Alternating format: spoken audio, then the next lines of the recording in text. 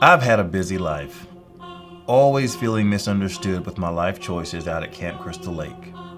As I make my way into retirement, I felt as though I needed to make some life changes. Maybe find a place to put down my machete and hang up my mask for good. My friend Michael told me about a home he bought in a neighborhood called Nichols Creek. Growing up as a lake person, I already loved the neighborhood name. I decided to give Michael a call to find out what steps he took toward home ownership and started looking for a place to call my own. I met with the community sales manager at Homes by Tabor. She was extremely knowledgeable and really listened to all the things that were important to me that were already included in the home, like energy efficiency, a storm shelter to hide the body, retreat during a storm, and she also showed me all of the lakes close by, which really made me feel right at home.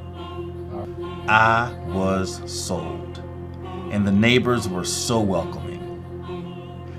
I can finally hang up my mask and relax.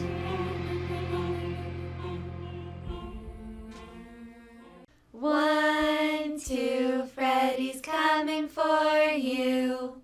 Hey, Jason! It looks like you found your dream house.